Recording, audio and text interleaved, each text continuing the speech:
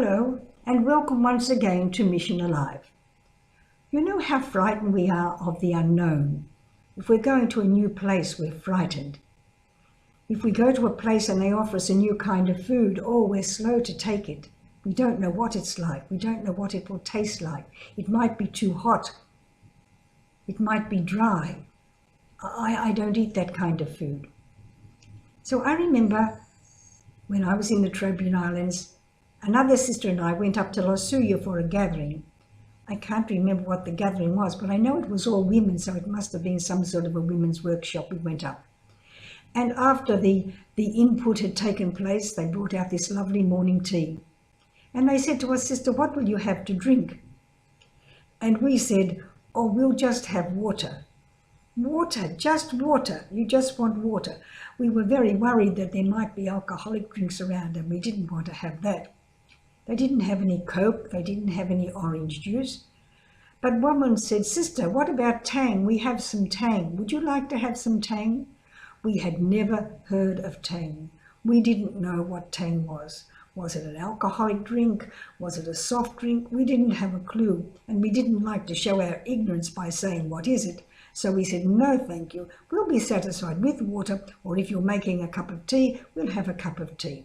So when that happened, somebody went off to get us a cup of tea or a glass of water. The women start to talk about Tang.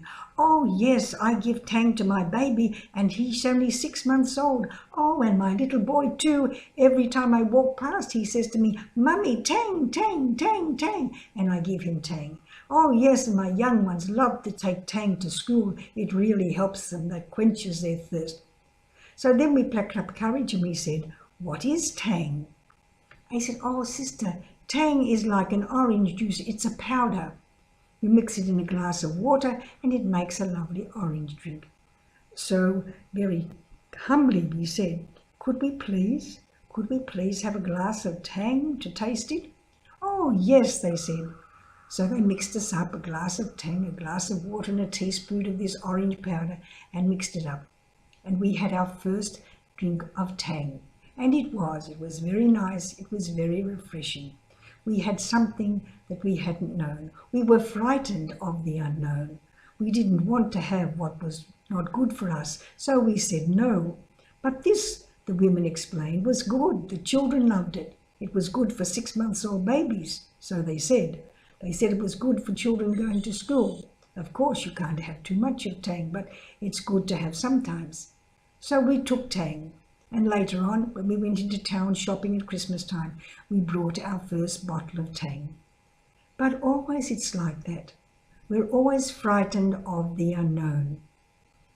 That's what people are like with sickness in Jesus' day. They didn't know what caused sickness, and they really didn't have any cure for sickness. So they made sick people, outcast. The lepers were outcast, because nobody knew what to do with them. Nobody knew how to cure them. Nobody knew how to treat them. They were outcast. They had to stay away from people and say, "Unclean, unclean." But Jesus didn't let them be outcast. Jesus was never frightened of the unknown. Jesus always went into the unknown. That's were the places where he wanted to go. He went into the unknown of Jairus' house, a Pharisee's house. He went into the unknown of a centurion's servant, not to the house, but he went into the company of a centurion, an unknown Roman soldier. But Jesus didn't push him away. Jesus let him come close. We are frightened of the unknown. So much of our life can be filled with fear, and so much of our life can be turned into joy if we have courage enough to accept, to look at the unknown. Today in our world, there is so much unknown, so many unknown people. All the refugees that are coming to our world from war-torn countries, from refugee camps, from hunger. They are coming. They need help. They are the unknown. People from other places are the unknown. Oh, we don't know those. "Oh, sister, they come from that place. Don't talk to them." No, talk to them. That's how you'll make friends. That's how you'll break down the unknown.